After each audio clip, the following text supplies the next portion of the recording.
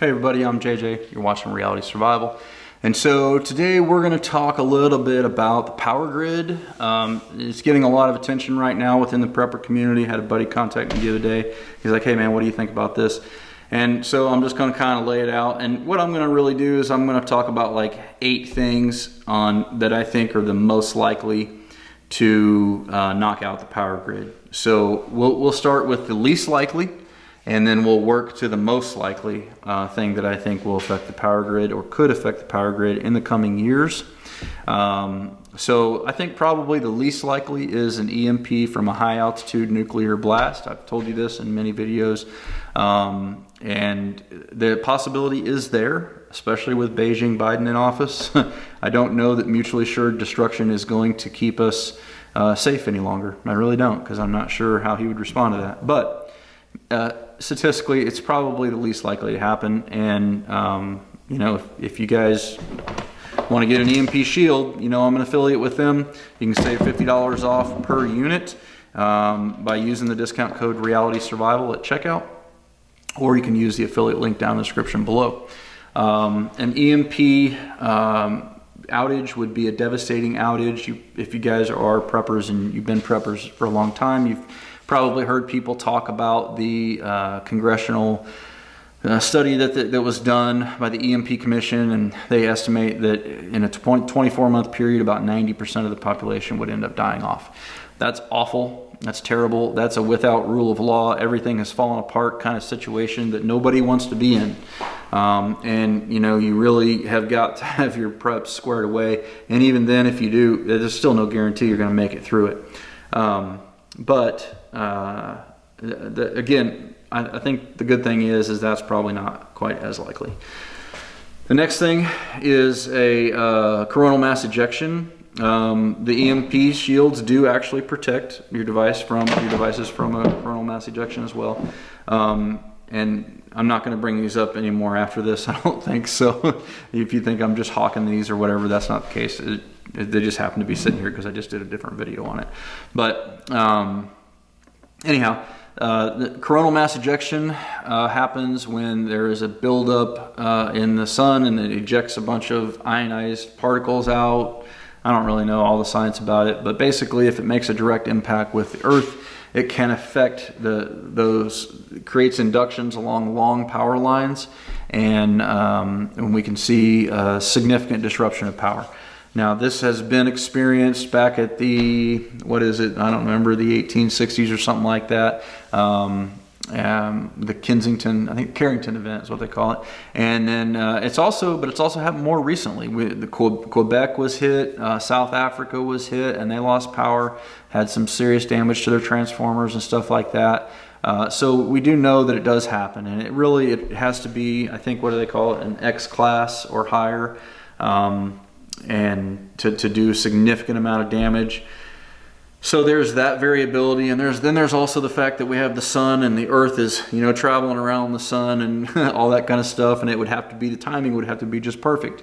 But oddly enough, when you look up the statistics on it, it's not an extremely low number. It's actually fairly probable on a long enough timeline that we're going to get hit, and it's going to be enough to really put down a lot of problems for, you know, whichever part of the planet and or the whole planet, if it was big enough, gets hit. So these things could happen. It's definitely not something that I lose sleep over at night, because I just don't, because we just don't see them all that often in our experience. They have happened though. Number 3 is a man-made EMP. Man-made EMP is it's going to be a situation that is a localized situation in a city or something along those lines. They don't have the technology yet to be able to do a wide coverage kind of thing. Okay, so a man-made EMP would most likely be some sort of terrorist attack or state-sponsored terrorist attack or something along those lines, and it's going to be in a fairly localized I mean, it's science fiction to say that they would be able to do it in a region-wide area now. It's really just, you know, cities or part of a city, a smaller city, you know, something like that. But that could still cause people a lot of problems, but luckily we'd have a support system of other cities that would come and help in that situation. Number 4 is a physical attack. And I'm doing these in reverse order, right? So the least probable to the most probable. So my numbers are all screwed up. But anyway, so 4 on the list here from least to most probable, it would be like a physical attack. If you had a coordinated team of 15 to 25 guys, something like that, who knew the proper nodes to attack, I think there's somewhere in the neighborhood of like 9 to 12 or so actual physical transformers and stuff, that if you hit the right ones that interconnect the 4 grids that we all have and all that kind of stuff, then you could cause a pretty wide scale outage that would be pretty difficult to get going again. Some estimates say it could take up to a year or so to get the power back up if the physical attack was done appropriately and with the right timing and all those kinds of things. I don't know how likely that's going to be, because it's pretty difficult to find out which nodes it would be and to coordinate something like that. And I just don't see it being a big thing, but you could definitely see physical attack. They saw it out in California, used a few times, and it's really not all that difficult to do. You can do it with small arms, you can do it with RPGs and different things like that. If you know the right areas to shoot and what parts to damage and all that kind of stuff, it's possible. So we'll leave it at that. We're not going to go too in depth. Number 5 on the list, so again, getting more and more likely, is cyber attack. I think we will see cyber attacks and malware attacks and all that kind of stuff increase as time goes on. As we get deeper into the 5th and 6th dimensional warfare that we're currently already facing. I think cyber attack is a real possibility, and hopefully those situations, like when they do malware or whatever, you can pay your way to get out of it or whatever the case may be. But I think that we're going to have to deal with those, and so we'll move to the next one. Number 6 is, and this one might be a little higher on the list of unlikely probability. It might be a little bit out of order, but whatever. I mean, I made this list up at like 1 o'clock in the morning while I'm sitting there, watching YouTube or something. So, so give me a little slack here, guys. Let's see. So this one is a perfect storm weather event. Now we all know that power goes out all the time because of weather events, because of an ice storm, because of heavy snow load, because of flooding or whatever the case may be. That happens regionally all the time. Probably everybody's experienced it. But it is possible that there could be kind of the perfect storm kind of situation where you had significant problems in one region with the one big grid, significant problems in another region with that grid, and significant problems in another region in another grid, and that could cause cascading failures where you could actually see an actual full shutdown. And that's a little bit crazy, but all the grids are tied together, and so when one grid needs power, it usually there's a way for them to transform power from one grid to the other and all that kind of stuff. So they are all linked. So I think a perfect storm weather event is a possibility. And then you also look at if it was cold temps and all that kind of stuff, and then in one area maybe that's usually not cold at that part of year, kind of like it happened in Texas recently. And then maybe you look at another part, like another grid, maybe say the West Coast or the Northwest, or where their systems they're trying to move their systems, transition their systems to all green power, like solar and wind and tidal generation, all that kind of stuff. Well, what happens if there's a volcanic eruption or something in the specific ring of fire, and the sky's darkened for a long time and the solar doesn't produce anything? What happens if blah blah blah blah? Like, there's lots of different possibilities on that kind of thing, and there's no way to predict any of it. But so some sort of a perfect storm weather event, kind of a what do they call it, a black swan, is possible. All right. Oh, and I kind of covered, I didn't mean to cover that one.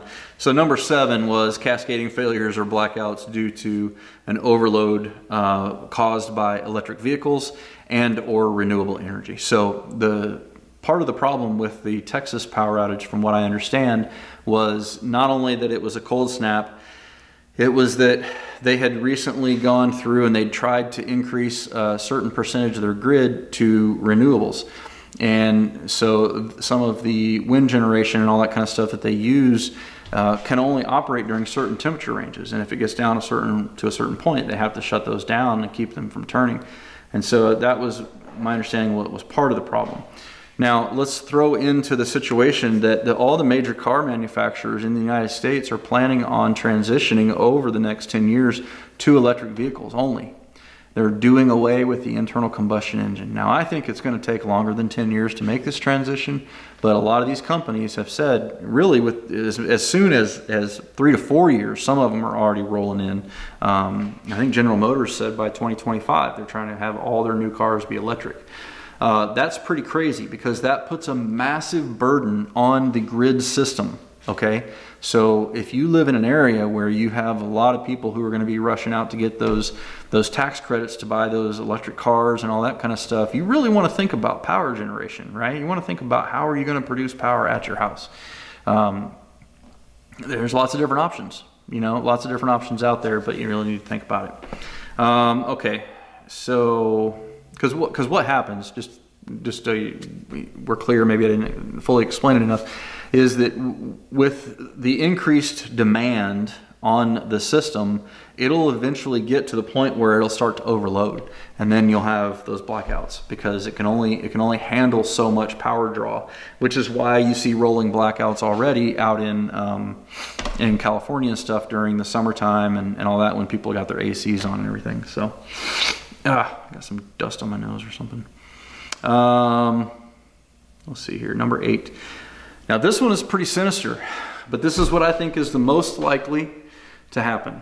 I think the renewable energy issue and overloading because of electric cars is a real problem that we're going to need to address, because the direction that we're going with renewables just doesn't make sense with the grid, the old and frail grid that we already have. But number 8 is planned outages by utility companies due to financial insolvency, due to an economic crisis. Now, this is happening as we speak in China. The companies there are having to turn off the power one day a week because they're not able to continue to run, because China is experiencing very difficult financial times right now, and there's a lot of different measures that they're taking to try to deal with it. The Evergrande collapse was one of them, but the debt issue in China is just a huge issue, and so some of their power companies are already having to do rolling scheduled blackouts because the companies themselves don't have the ability to continue to run. Now, our country has a couple of civilian, we're going to call them civilian oversight agencies, because they're not really governmental bodies. They're kind of somewhat authorized by government and whatnot, but they're called NERC and FERC. Don't ask me to say what it is. National Electric Regulatory Commission or Federal Electric Regulatory Commission or something, I don't remember. Anyway, these boards, the boards that oversee our utility and electric power grid and all that kind of stuff, are really corrupt people. And they're always tied back into the industry, and they have conflicts of interest and all that kind of stuff. And so they don't always do and make recommendations of what is best for the country. They really focus on what is best for the companies. And also, coincidentally enough, I heard the other day, I have not verified this for myself, but I heard on the Civil Defense podcast, Preston Schlenkover, he was saying that these agencies, the NERC and FERC, take donations or get money from China and Russia, amongst other people as well. That seems crazy to me that would be able to happen, but that's the allegation that he made. If that is the case, do you think that it's likely that those agencies might try to do things to cause chaos within the United States. I mean, have we had any chaos in the last couple of years? I mean, no, of course not. So I don't know. You know, I'm not a big conspiracy theory guy and all that kind of stuff, but one of the things that I always say is follow the money. That's a real thing. I'm an investigator. I know that that is the case. Like when you want to find the root of why something happened, you follow the money. So if money is being contributed by countries that don't have our best interest at heart to these agencies, I don't fully trust them. And given the fact that our country is in the midst of an economic transformation, it's possible. So the point of this whole video is that you want to make sure that you have your power generation covered. Power generation is one of the 9 critical areas within disaster preparedness that is going to help you meet your needs. And so you need to make sure that you've got some sort of power generation covered at your house. And maybe if you're just starting out, you start out with a little solar powered battery bank. Maybe you start out with a 100-watt solar kit that can charge something a little bit bigger. Maybe you start with a 1,000-watt system, like the EcoFlow Delta or one of these other things. And maybe you just get a generator that'll run off natural gas, or propane. Maybe you get a whole house generator. I don't know. Maybe you put a whole dang solar system and wind and all that kind of stuff on your house. Whatever you want. But power generation is probably going to be something that you're going to need to consider in the coming days. I think it's realistic, because I'm not convinced that the patriots, that we the people, are going to get up and do the things that they need to do and what I'm talking about by that is getting into positions of local leadership and all that stuff that I've talked with you guys about many times. I'm not talking about starting a civil war, because I don't think that actually helps us at all. I think that actually hurts us because, well, I've discussed that in other videos, so I'm not going to go into it. But I'm not convinced that people are going to take ownership in the system and get involved so that we can make positive changes.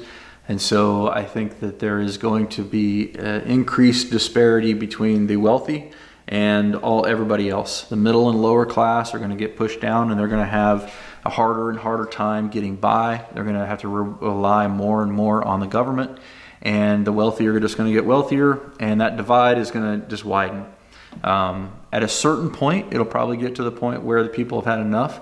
But from what I can tell, nobody is really planning on standing up anytime soon, because, well, we're just not.